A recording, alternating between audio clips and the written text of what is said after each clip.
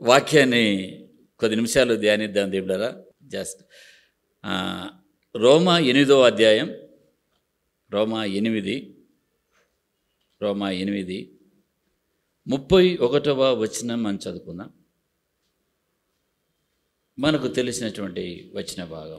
ఇట్లుండగా ఏమందము దేవుడు మన పక్షమునుండగా మనకు విరోధి ఎవడు? అంటే దేవుడు ఈ వాక్య భాగంలో మనం చూస్తున్నాం. దేవుడు మన పక్షమునుండగా అనగా మనకు తోడుంటే మనకు విరోధి ఎవడు అని వాక్యంలో మనం చూస్తున్నాం. దేవుడే నీ పక్షాన ఉన్నప్పుడు, దేవుడు నీ పక్షాన వహించి నీకు తోడుగా ఉంటున్నప్పుడు, నువ్వు ఎదుర్కొనే ప్రతి పరిస్థితిలో కూడా దేవుని సహాయం అనేది నీకు కలుగుతుంది. అంటే ఈ లోకములో చాలామంది కూడా ఏం ఆశిస్తారంటే, వారు నాకు తోడుగా ఉంటే బాగుంటుంది, వారు నన్ను పలకరిస్తే బాగుంటుంది, వారి నుండి నాకు ఏమైనా హెల్ప్ దొరికితే బాగుంటుందని సహజంగా మానవులుగా మనం ఆలోచిస్తాం. అయితే మానవుని యొక్క సహాయం లేకపోతే మానవుడు మనకు తోడుగా ఉండడం, మనుషులు మనకు తోడుగా ఉండడం అనేది ఆయా సమయంలో కోరుకుంటాం. అయితే మనము కోరుకోవాల్సిందంటే దేవుని యొక్క సహాయాన్ని, దేవుని యొక్క తోడును మనం కోరుకోవాలి. దేవుడు నీ పక్షాన వేయించాడు, నీ తోడు ఉన్నాడు ఉన్నప్పుడు ఏమవుతుంది? జీవితంలో ఎలా ఉంటుంది? ఒక వ్యక్తి దేవుని తోడు కలిగి, దేవుని సన్నిధిని కలిగి నడిచే జీవితం ఎలా ఉంటుంది? ఇంకొక వ్యక్తి జీవితంలో దేవుడు లేకుండా తన జీవితం ఎలా ఉంటుంది? బైబిల్ గ్రంథంలో మనం చూసినప్పుడు భక్తులందరి జీవితాల్లో దేవుడు చెప్పాడు, ఏమని? నీకు తోడుగా ఉంటాను అని, నీ పక్షాన ఉంటానని, నీ తోడుగా ఉండి నీ పక్షాన నుండి నీ పక్షమున నువ్వు చేసే ప్రతి పనిలో నేను సహాయం చేస్తాను, నీ కార్యాలు నీ పనులలో నేను వాటి విజయాన్ని ఇస్తాను అని దేవుడు వాగ్దానం చేస్తూ, దేవుడే నీ పక్షాన్ని ఉంటే ఎలా ఉంటుంది? ఒకసారి ఊహించు. అంటే దేవుడు నాకు తోడుగా ఉంటే ఎలా ఉంటుంది? ఇప్పుడు అందరి జీవితాల్లో మనం చూస్తున్నాం. మీరందరూ కూర్చున్నారు, మీరు మరెక్కువగా ధైర్యంగా ప్రతి విషయంలో ప్రశాంతంగా నిబ్బరంగా ఉండగలుగుతూ ఉన్నారంటే దాని వెనక ఏంటంటే దేవుడు నాతో ఉన్నాడు, ఆయన నా పక్షాన ఉన్నాడు అని. దేవుడు నీ పక్షాన ఆయన ఎలాంటి వాడు అని నువ్వు గమనించాలి. నాకు తోడుగా ఉన్నటువంటి దేవుడు, నా పక్షాన ఉన్నటువంటి దేవుడు ఎంత సర్వశక్తి గల దేవుడు, ఆయన నాకు తోడుగా ఉన్నాడు. అంటే పర్వతాలు సైతము ఆయన చేతిలో పెట్టుకొని ఈయన తూచగలటువంటి శక్తి అయినా. అంత మాత్రమే కాదు, జలములను, సముద్ర జలములను పురుషులతో కొలిచేటువంటి దేవుడైన, ఆ యొక్క భూమిలోని మట్టిని కొలపాత్రలో కొలగలేటువంటి శక్తి గల దేవుడు, మాట ఆజ్ఞాపించగానే కార్యం చేసేటువంటి దేవుడు. జస్ట్ మాట అంటాడు ఆయన వాక్యాన్ని అంటే మాటను రిలీజ్ చేస్తాడు. అవునుగాక అంటే అయింది, ఆకాశం అవునుగాక అంటే అయింది. యేసుప్రభువు వారు నీ జీవితంలో ఒక మాట అన్నాడు అనుకోండి, ఒక మాట. దేవుని బిడ్డలారా, దేవుడు లేని జీవితం దేవుని కలిగిన జీవితం.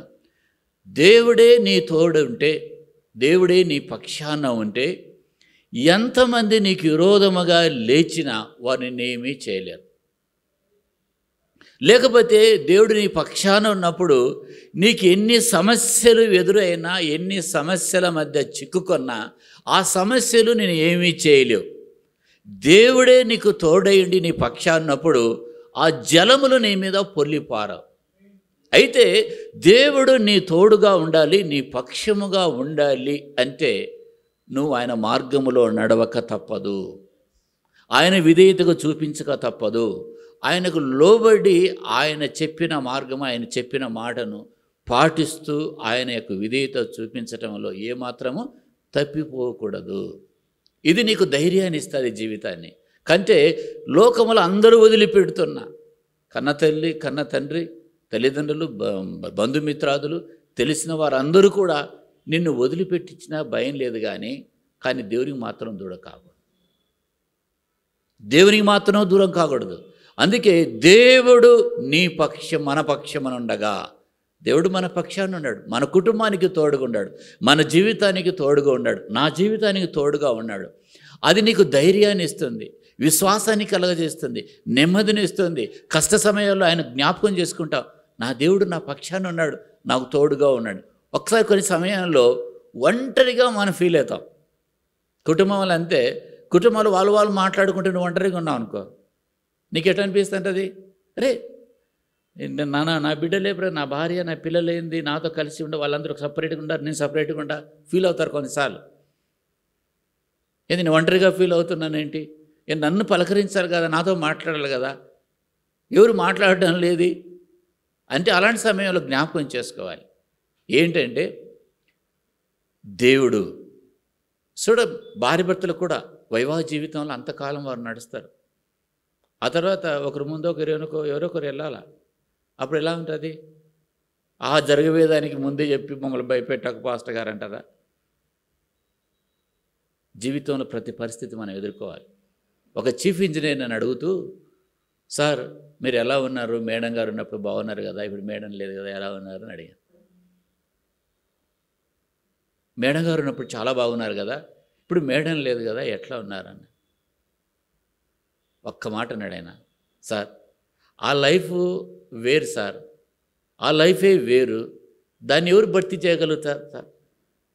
అలాంటి గుర్తుకొచ్చినప్పుడు ప్రార్థన చేసుకోవాలా, మన జీవితం ఆయన మీద పెట్టాలి, మన భారం ఆయన మీద పెట్టాలి, ముందుకెళ్ళాలి. ఆయన వాక్యం చదివితే దాన్ని మర్చిపోగలుగుతాం, అంతే అన్నాడు. ప్రార్థన చేసుకోవాలి. ఆ భర్తని ఎవరైనా పూర్తి చేస్తారా? ఇన్ని సంవత్సరాలు, కొన్ని సంవత్సరాలు, 40 సంవత్సరాలు, 50 సంవత్సరాలు వైవాహిక జీవితంలో నడిచినటువంటి భార్య భర్తలు, భర్త భార్య ఏ వృద్ధికి వచ్చిన ఆ వయసుకు వచ్చినప్పుడు భార్య భర్త వారు ప్రభు సన్నిధికి వెళ్ళిపోతారు, ఒక్కరు మిగులుతారు. అప్పుడేంటి అంటే, జీవితంలో ఎవరైనా సదాకాలం మనతోనే మన తోడుగా ఉండి మన పక్షాన్ని నడిచేది ఎవరంటే దేవుడే, యేసు ప్రభువారే. ఈ ప్రభువు నీకు ఆయనకు దగ్గర సంబంధం కలిగి నడవాలి. ఆ ప్రభు నీ పక్షాన్ని ఉంటే ప్రతి విషయంలో జయించుస్తావు. హల్లెలూయా.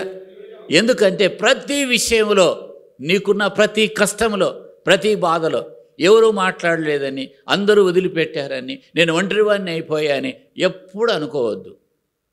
చాలాసార్లు మనం అనుకుంటాం ఏమని, నన్ను ఎవరు పలకరించలేదు, నన్ను ఎవరు పట్టించుకోలేదని. అవును, బంధువులు ఉన్నట్టు మాట్లాడుకుంటూ దూరం అయిపోతారు, స్నేహితులు దూరం అయిపోతారు, మనం ఒంటరిగా ఉండొచ్చు. కానీ యేసు మాత్రము తల్లిదండ్రులు దూరమైన దేవుడు మాత్రం దూరం కాడాయన, ఆయన మనతో ఉంటాడు.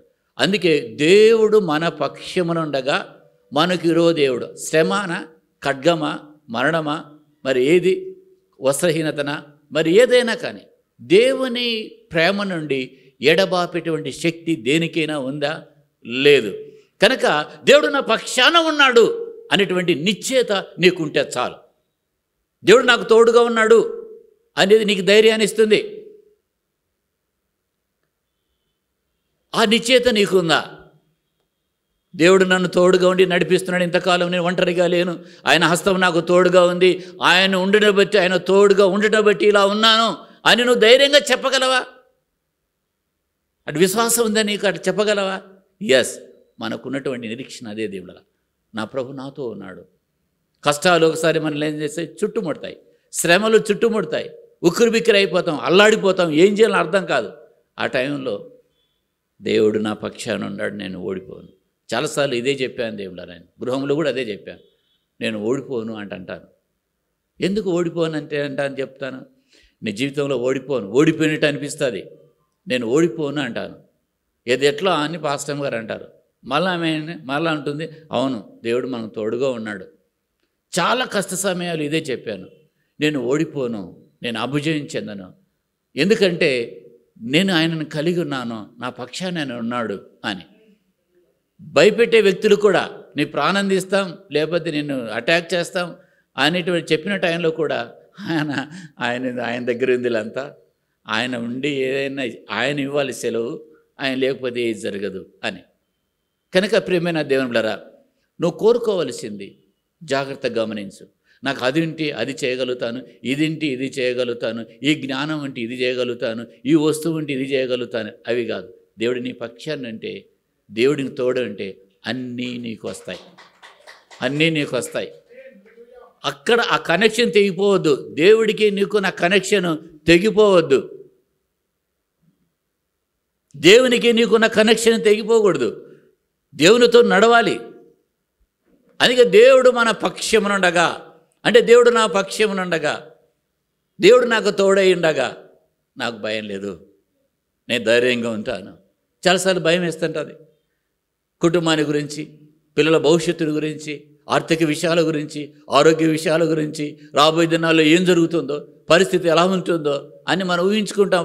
భవిష్యత్తుని గురించి, రాబోయే దినాల్లో ఏం జరుగుతుందో, రేపు ఏం జరుగుతుందో, ఇంకా 10 years తర్వాత ఎట్లుంటుందో పరిస్థితి, ఇప్పుడు ఇలా ఉంది, పిల్లలు ఏమైపోతారో, వాటిని గురించి ఒక మంచి ఆలోచన కలిగి ఉండడం మంచిదే. కానీ వాటన్నిటి విషయంలో దేవుడు ముందుగానే వారు ఏమి సిద్ధపరిచాడో, దాచించిన శ్రేష్టమైన మేలును దేవుడు నీ కుటుంబానికి దాచించాడు. అది ఏమో జరుగుతుంది నెగిటివ్గా ఆలోచించి నువ్వు ఆందోళన చెందొద్దు. దేవుడు నీకు తోడుగా ఉన్నాడు, నీ పక్షాన ఉన్నాడు. లాబాను తన అల్లుడైనటువంటి యాకోబును వెంటాడుతున్నప్పుడు, లేకపోతే పట్టుకోవాలి, లేకపోతే లాబానుకు చెప్పకుండా యాకోబు బయలుదేరి ప్రయాణమే వస్తున్నప్పుడు లాబాను యాకోబుకు హాని చేయాలి, కీడు చేయాలని తలంచాడు. కానీ చేతగాలేదు దేవుడారా. ఆ రీతిగా భక్తుల జీవితాలు ఎవరిని చూసుకున్నా వారికి హాని చేయాలని తలపెట్టినప్పుడు వారికి హాని జరగలేదు. కీడు చేయాలని తలపెట్టాలని చూశారు, వారిని అంతమొందించాలని చూశారు, కానీ చేతగాలేదు. కారణం ఏమిటంటే దేవుడు వారి పక్షాన ఉండటం వలన. చూడండి, ఇంకా వాక్య భాగంలో మన 2-3 వచనాలు మనం చూద్దాం దేవుడారా, టైం లేదు. కానీ కీర్తనల గ్రంథం 118వ అధ్యాయం 6వ వచనాన్ని మనం చూద్దాం. కీర్తనల గ్రంథం 118వ అధ్యాయం 6వ వచనం. యెహోవా నా పక్షమున ఉన్నాడు, నేను భయపడను. నరులు నాకేమి చేయగలరు?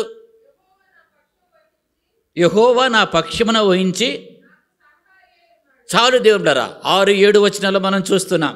యెహోవా నా పక్షమున ఉన్నాడు, నేను భయపడను. నరులు నన్ను ఏమీ చేయగలరు? చాలాసార్లు నరులు చెప్తారు, నీ సంగతి చూస్తా, నిన్ను చూడు, ఏం చేస్తానో చూడు, నా దయ వలన బతుకుతున్నావు, నేను అనుకుంటే నువ్వు ఉండవు, నా దయ వలన బతుకుతున్నావు, నా దాక్షిణ్యం వలన బతుకుతున్నావు, నేను అనుకుంటే నీ బతికెంత అంటారు. కానీ తెల్లవారేసరికి ఆయన ఉండడు, అన్నయ్య ఉన్నాడు, ఆయన ఉండడు, ఉంటే కదా. కనుక మనుషుల యొక్క మాటలు దేవుళ్ళ అంతంత ఆపాటికే. అధికారులు కూడా ఏం చేస్తారు, గొప్ప గొప్ప ఏమిటంటే ప్రమాణాలు చేస్తారు, లేకపోతే ప్రామిస్ చేస్తారు, అది చేస్తే ఇది చేస్తా అని. వారి సంకల్పములు వారు నశించినప్పుడు వారితో కూడా వెళ్ళిపోతాయంటే ఇంకంతే.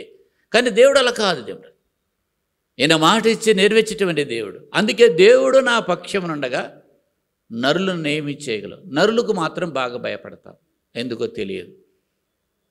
చూడండి, నరులకి ఎక్కువ భయపడతాం. ఎవరైనా మనం భయపెట్టారనుకో, ఇంకా దేవుని వాక్యము దేవుడు గుర్తుకు రావడంగా వాళ్ళన్న మాటలే గుర్తుకొస్తుంటాయి. ఇంకా వచనంలో 6వ వచనంలో 7వ వచనంలో యెహోవా నా పక్షమున వహించి నాకు సహకారి అయి ఉన్నాడు.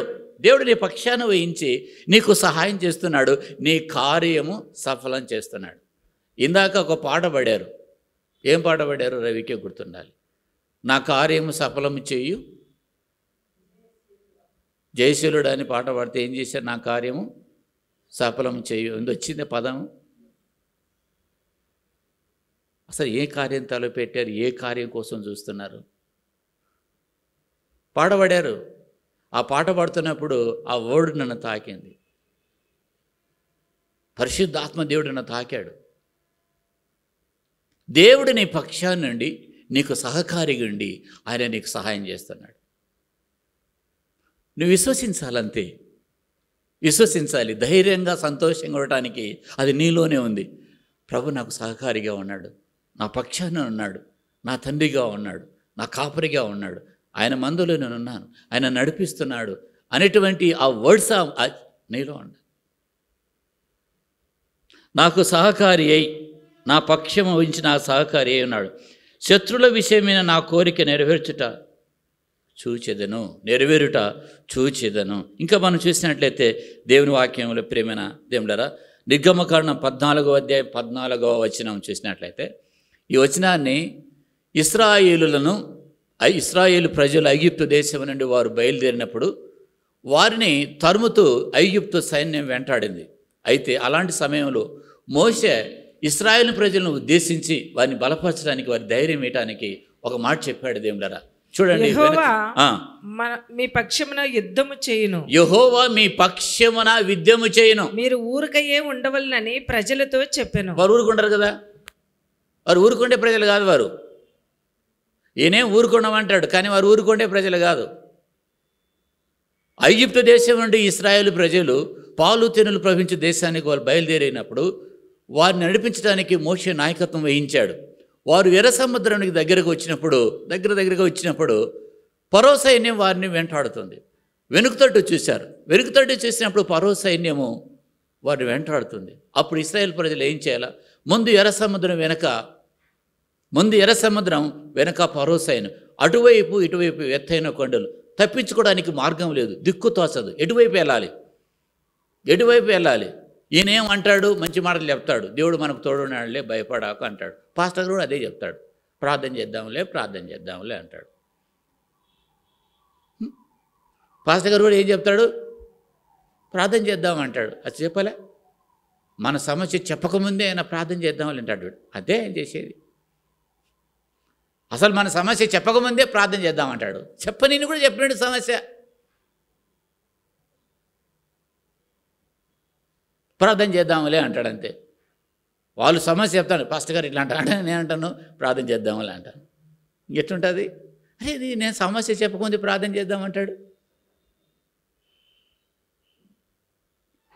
ఇలా అనుకొని మా ఇంటిలో మా అన్నయ్య కుమారుడు అంటే జోసి వాళ్ళ డాడీ నవ్వుకున్నాడంట.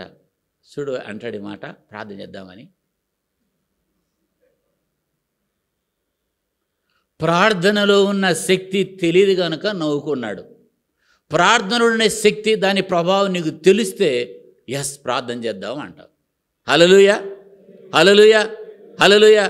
కనుక కుటుంబంలో ఏదైనా సమస్య వస్తే ప్రార్థన చేద్దాం అనే మాట నీకు రావాలి, ప్రార్థన చేయాలి కూడా. అప్పుడు విడుదల చూస్తావు. ప్రార్థన ఆయుధానికి ఎప్పుడు పదును పెట్టి ఉండాలి నువ్వు. అప్పుడు నీ జీవితంలో ప్రతి విషయంలో కూడా జయం చూస్తూ ముందుకు వెళ్తావు. ప్రార్థనకు ఏది ఆటంకం రాకూడదు. ప్రార్థనకు కలిగేది ఆటంకం ఏమిటంటే ఈ శరీరము, ఈ నిద్ర ఆటంకం కలుగుతాయి. కానీ ప్రార్థన జీవితాన్ని అలక్ష్యం చేయడానికి వీల్లేదు.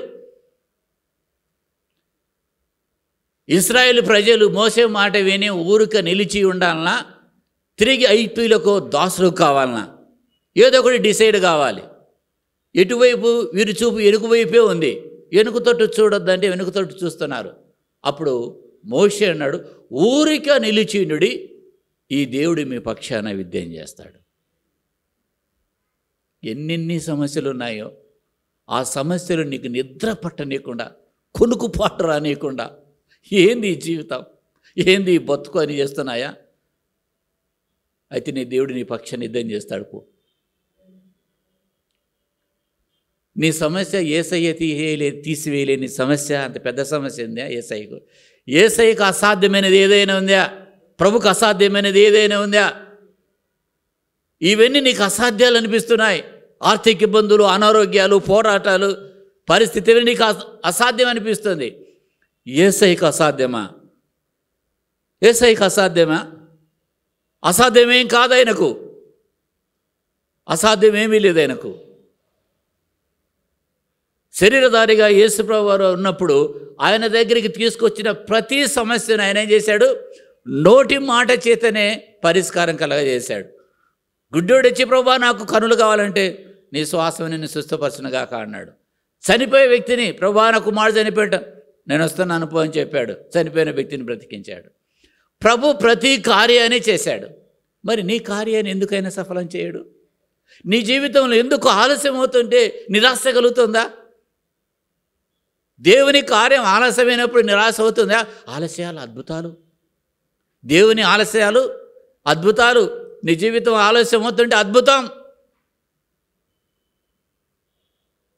ఊరికే నిలిచేయండి, చూడండి ప్రభు మీ పక్షాన, దేవుడు మీ పక్షాన యుద్ధము చేయను అంటే సృష్టికర్త అనే దేవుడు నీకు తోడుగా ఉండి నీకు ఎదురయ్యే ప్రతి పరిస్థితిలో సహాయపడుతూ నిన్ను ఆదుకుంటూ నిన్ను ఆదరిస్తూ ధైర్యాన్ని ఇచ్చి బలమునిస్తూ నడిపిస్తూ ఆలోచన చెప్తూ నీకు అండగా ఉంటూ చేయటానికి అంత గొప్ప పనులు మనం ఏం చేసాం? దేవుడికి ఏం చేసినాం మనం?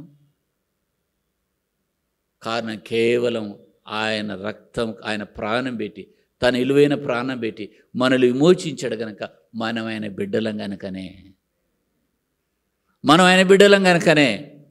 అందుకే నువ్వేం చేయాలి? కష్ట సమయాల్లో నువ్వేం చేయాలి? దేవుని తట్టు తిరగాలి. దేవుడు నా పక్షాన ఉన్నాడు. అది ఈ వచనాలు దేవుడు ఊరిక నిలిచినండి యెహోవా మీ పక్షమున యుద్ధము చేయను. 25వ వచనాలు చూడండి. అదే వచనంలో 25వ వచనం చదువుదాం. వారి రథ చక్రములు ఊడిపడినట్లు చెయ్యగా వారు బహు కష్టపడి తోలుచుండిరి. అప్పుడు ఐగుప్తీయులు ఇశ్రాయేళ్ల ఎదుట నుండి పారిపోదుము రండి, యెహోవా వారి పక్షమున మనతో యుద్ధము చేయుచున్నాడని చెప్పుకొనిరి. వారి రథ చక్రములు ఊడిపోయేటట్టు చేశాడంట. శ్రేష్టమైన 600 రథములు తెచ్చుకున్నారు. సైన్యం వచ్చింది. ఇశ్రాయేల్ ప్రజలు మళ్ళీ తీసుకెళ్ళి బానిసలుగా చేసుకోవాలని. కానీ వారి రథ చక్రములను ఏమైపోయి ఊడిపోతున్నాయంట. తోలడానికి కష్టమైందంట. అప్పుడు వారు అనుకుంటారంట, ఈ ఇశ్రాయేలు పక్షాన దేవుడు యుద్ధం చేస్తున్నాడు, వీరి దగ్గర నుండి మనం పారిపోదాం అనుకున్నారంట. తరుముతూ వచ్చిన వారు పారిపోతున్నారు. అంచేత దేవుని బిడ్డలారా, కుటుంబ విషయాల్లో ఏదైనా కొరతలు మనకు వస్తాయి. కొరతలు వచ్చినప్పుడు చింతిస్తూ ఆందోళన చెందుతూ, ఏంటి ఈ జీవితం ఇంతేనా, ఎంతకాలం ఉన్నా ఈ బ్రతుకు ఇంతేనా అని నాకు ఎంత మంచి జీవితం ఇచ్చాడండి దేవుడు అంటాడు. ఆ రోజుకు ఏదైనా కొనాలంటే డబ్బు ఉండదు. చిన్న వస్తువులు కొనాలన్నా, చిన్నవి ఏదైనా ఒక పాల ప్యాకెట్ కొనాలన్నా, లేకపోతే బ్రెడ్ ముక్క కొనాలన్నా, ఏదైనా కొనాలన్నా డబ్బులు ఉండవు. బయటికి వెళ్ళాలంటే, ప్రయాణం చేయడానికి వెళ్ళాలంటే ఛార్జీకి డబ్బులు ఉండవు. అలాంటి టైంలో నీ విశ్వాసం బాగా పరీక్షించబడుతుంటుంది. అలాంటి టైంలో జీవితాన్ని గురించి నువ్వు నిందించుకోకు. ఎందుకు నాకు ఇలా బ్రతుకుంది, ఇంత పేదరికం, ఇంత కష్టం, ఇంత బ్రతుకు, ఇంత కష్టమా అని అనుకోకు. అప్పుడే మజా ఉంటుంది. ఎట్లా మజా పాస్టర్ గారు? ఏమి లేకపోతే మజానా? మంజులో అనుకుందంట పోయిన వారం,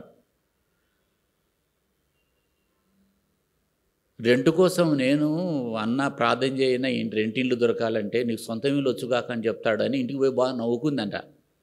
మస్తు నవ్వుకుందంట. నేను రెంట్కు కావాలి ఇల్లు అని నేను అడిగితే, రెంట్కు దొరకకుండా ప్రార్థన చేయమంటే నీకు సొంత ఇల్లు ఇచ్చాడమ్మా అంటాడు. ఏందన్నా అని ఇంటికి పోయి నవ్వుకుందంట. ఆ నెక్స్ట్ డే ఏమైందంట, ఒక అద్భుత కార్యం జరిగిందంట. మీకు సొంత ఇల్లు కొరకడానికి ప్రయత్నం.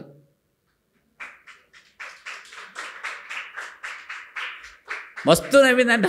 ఆమె నవ్వితే నాకు నవ్వు వస్తాయి. ఆమె చెప్తే నెక్స్ట్ డే చెప్పింది. ఇప్పుడు ఎంతమంది గృహాలు కావాలని కోరారు? చేతులు ఎత్తండి, కొత్త గృహాలు. ఆమెన్. విశ్వాసంతో ఎత్తండి, ఏం కాదు, ఏం పోతుంది, చేయి ఎత్తడమే కదా. ఆమెన్. హల్లెలూయా. దేవుడు మీకు ఇచ్చాడు. దేవుడు మనకు ఆయన ప్రాణం ఇచ్చాడు. ఇల్లు ఎంత పెద్ద సంగతే. తన ప్రశస్తమైన ప్రాణాన్ని మనకి ఇచ్చిన దేవుడు మనకి ఇల్లు ఇవ్వలేడా? నువ్వు లెక్కలు పెట్టాకు ఇన్ని కోట్లన్నీ, ఆయనకు అసాధ్యం ఏం లేదు. లెక్కలు పెట్టాక ఎన్ని కోట్లైనా ఇస్తాడు దేవుడు. విశ్వాసం దేవునిలరా, మన విశ్వాసాన్ని పెంచటం, నమ్మటం అన్నమాట. అది విశ్వాసం ఉంచటం. ఇశ్రాయేల్ ప్రజలతో అదే చెప్పాడు దేవుడు. ఏమైనా హల్లెలూయా. పొందుకున్నంతగా విశ్వాసం. ఎస్, పొందుకున్నాడు. పాస్టర్ గారు వచ్చినట్టు, ఇల్లు ఓపెన్ చేసినట్టు, అందరూ విశ్వాసులు అందరూ వచ్చి ఆ ఇంట్లో భోజనం చేసినట్టు అంత అలా చూడాలా. పెద్ద బంగళ, పెద్ద ఇండ్లు.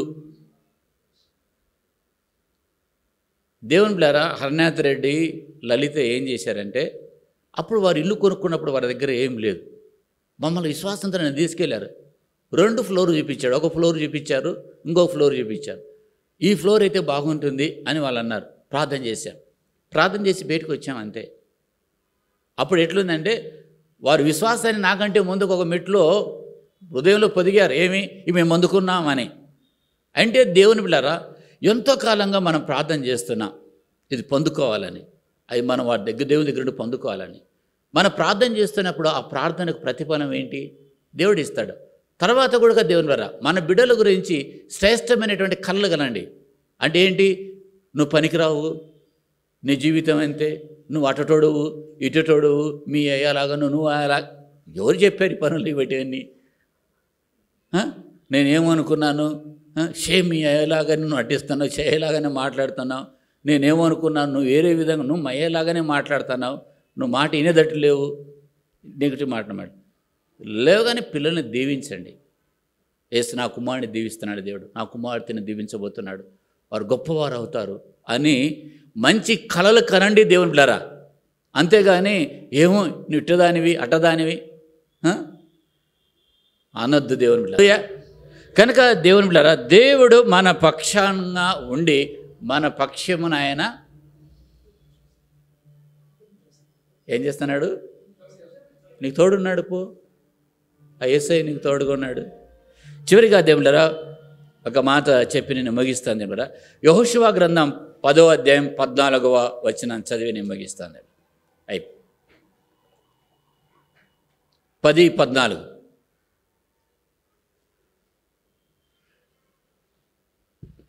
సూర్యుడు ఆకాశమందున నిలిచి ఇంచుమించు ఒక నాడెల్లా అస్తమింప త్వరపడలేదు. యెహోవా నరుని మనవి వినిన ఆ దినము వంటి దినము దానికి ముందే గాని దాని తర్వాతే గాని ఉండలేదు. వాడు యెహోవా ఇశ్రాయేలు పక్షముగా యుద్ధము చేసెను. యెహోవా ఇశ్రాయేలు పక్షమున యుద్ధం చేశాను. యెహోషువ ప్రార్థన చేశాడు, ఇంకా యుద్ధం ఫినిష్ కాలేదు, ఓ శూరుడా నువ్వు ఆగిపో అన్నప్పుడు మానవుని యొక్క మాట విని ఒక మనుష్యుడు ప్రార్థన చేస్తే ఆ సూర్యుని అలా ఆపాడంట ఒక దినం వరకు. దేవుడు ఇశ్రాయేలు పక్షమున యుద్ధం చేశాడంట. కనుక ఎక్కువ ఆందోళన చెందుతూ నీకున్న అవసరతల విషయంలో ఏమవుతుందని భయపడకు. దేవుడు నీ పక్షాన ఉన్నాడు, నీ కుటుంబ పక్షాన ఉన్నాడు, నీకు తోడుగా ఉన్నాడు. అద్భుతంగా ఆయన నీ జీవితాన్ని నడిపిస్తాడు. ఆయన ఇచ్చే ప్రతి దీవెనను పొందుకుంటూ సాక్షిగా ముందుకు వెళ్ళు. దేవుడి మిమ్మల్ని దీవించినగాక. ఆమేన్. ప్రార్థన చేసుకుందాం. పరిశుద్ధుడా, ప్రేమగలటువంటి మా తండ్రి, అయ్యా నీకు స్తోత్రములు చెల్లిస్తున్నాము నాయన. మీరు మా పక్షంగా ఉండగా నాయనగా, మీరు మాకు తోడై ఉండగా నాయన, దేనికి భయపడము అని ప్రభువా భక్తుడు ఈ రీతిగా సెలవిచ్చాడు తండ్రి. అవునైనా మీరు మా పక్షంగా ఉంటూ మాకు తోడుగా ఉంటూ మమ్మల్ని నడిపిస్తున్నందుకు నీకు వందనాలు నాయన. అవును ప్రభువా, మిమ్మల్ని కలిగిన జీవితాలు యెహోవా తమకు దేవుడుగా గల జనులు ధన్యులు అని వాక్యం సెలవిస్తుండగా తండ్రి, మీరు మా దేవుడుగా, మా కాపరికి, మా రక్షకుడుగా మీరున్నందుకు మీకే వందనాలు చెల్లిస్తూ ఇతబడిన వాక్యం మా జీవితాల్లో ఫలింపును దయచేయమని యేసు నామములో ప్రార్థించి వేడుకొంచున్నాము తండ్రి. ఆమేన్.